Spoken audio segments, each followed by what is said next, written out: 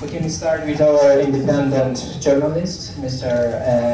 Esmat Amin, and he's based in England. Please.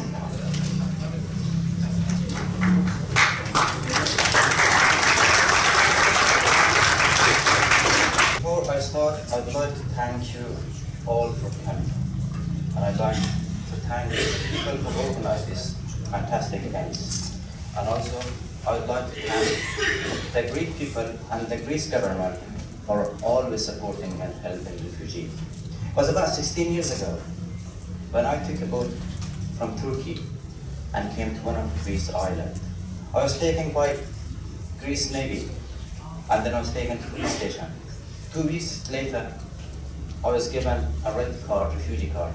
Then I was taken to Athens and I was put in a camp. Then I went further to Britain. I started my education there. I established my life. I managed to get my degree from journalism and also my master from political communication in one of the best universities in London. It would not have happened. It would not have been possible without the help and support I received here. And I'm sure there are many other people, countless of other refugees like me, who crossed this journey and they made a successful life in elsewhere. So today I'll talk about the root causes the ethnic Hazara migration into Europe. I'll briefly talk about the Hazara history, about their population, about their current situation, about their migration, and more importantly, about why they're leaving Afghanistan. Hazara is a distinct ethnic religious group historically persecuted on both religion and ethnic grounds. Hazara are predominantly Shia Muslims, minority of them Ismailis and Sunnis. The population of Hazara are estimated between 8 to 10 million people, although no official statistics have been carried out so far. The Hazara reside mainly in the central of Afghanistan, called Hazarajat. It means the land for Hazaras. For more than a century, the Hazara have repeatedly experienced a human rights violation. They have been massacred, not once, not twice, but several times. Since 1891 until the communist government in 1978, the deprivation of Hazara continued during the subsequent government. The coup in 1978 paved the way for the relevant freedom and political participations. But sadly, the emergence of the Taliban in 1994 was the start of a new era of suppressing Hazaras in Afghanistan, including several massacres against them.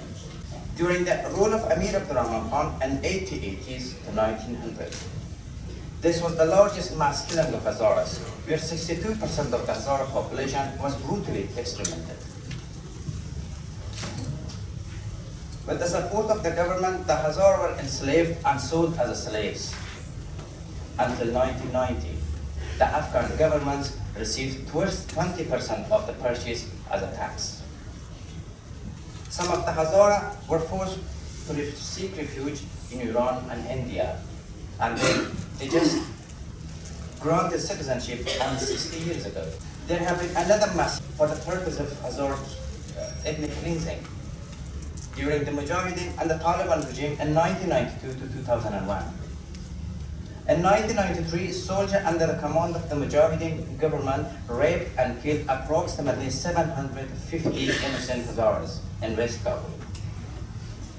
In Mazar Sharif, more than 8,000 Hazara were massacred systematically in 4 days. This reflects the Taliban famous saying that Tajik to Tajikistan, Uzbek to Uzbekistan, and Hazara to Goristan, Hazaras to graveyard. In 2001, the Taliban soldiers executed 170 civilians and set fire to more than 4,000 homes, shops, and public buildings in the province of Yakaran. Taliban also destroyed the ancient Buddha statue of Bayan and hundreds of historically important artifacts within the Hazarajat. In 2001, the regime changed in Afghanistan. The Taliban got removed from the power, a new regime came into force. So what happened to Hazara after that? Hazara were the youngest first ethnic groups who surrendered their weapons to the government to support the peace process. They have been the main ethnic groups which is pro-government and pro-international military forces in the country. The Hazara were actively involved in the democratic process to a large extent in comparison to other ethnic groups. Hazara's presence were remarkable in all of the elections since 2001. Hazara women have found and enjoyed more freedom compared to other ethnic groups in Afghanistan and are now playing key roles in social, economic, and political positions within the country. Hazara have paid remarkable attention to education, and obtaining knowledge and avoidance of violence has been institutionalized as one of their main principles. Michael Sampal, the 2008 Deputy Special Representative of the EU in the Afghanistan sector, the Hazara are producing the most enthusiastic, educated, and forward-looking people in Afghanistan who are seizing the opportunities provided by the new situation. So Hazara grabbed this opportunity and showed their talent and abilities. The first female minister in interim government in 2001 was a Hazara woman. The first female government in Afghanistan modern history was a Hazara woman. The highest percentage of the girls attending primary school in 2008 was 80%, in contrast to 10% for the southern provinces. So the Hazara refugee. During the Soviet invasion of Afghanistan in 1979 to 1989 and civil war 1989 and 1996, Hazara have mainly fled to Iran and Pakistan. Their population varied between 1.5 million to 2.5 million. 2.5 million in Iran and about 500,000 in Pakistan, which lives mainly in the Caucasus. Since 1998, when the Taliban has started the mass killing of Hazara, many Hazara have seeking asylum in Western countries, including Europe, America, and Australia. A significant number of these Afghan asylum seekers were Hazara. Since January 2015, more than 180,000 Afghans claimed asylum in Europe, but around 100,000 of them were Hazara. So, why Hazara are leaving the country? There are a number of facts behind this problem. The first and the main fact is the ongoing violence in Afghanistan. The security situation has gradually deteriorated and more areas fall in the hands of the Taliban. In the last 9 months, more than 2,500 civilians have lost their lives across the country. The north and the central part of Afghanistan are no longer safe, and many more provinces are under frequent attacks. Another factor behind Hazara migration is the political uncertainty in the Afghan government. Lack of effective policies from the current unity government of Afghanistan for taking armed groups and initiating substantial development projects. Following an ethnic central policies which provoke ethnic division and lead to large number of Afghans leaving the country. Regional and Western policies towards Afghanistan and effective terrorist groups in the country. Another factor is the increasing of target killing and kidnapping of Hazara in Pakistan and Afghanistan. Over the course of the last 15 years, more than 1,500 Hazara have been killed and more than 3,500 wounded in a series of 190 separate terrorist attacks in Pakistan. In 2015, more than 150 Hazara, including 4 women and 2 children, have been singled out and abducted by terrorist groups like the Taliban and ISIS on Afghanistan's highways.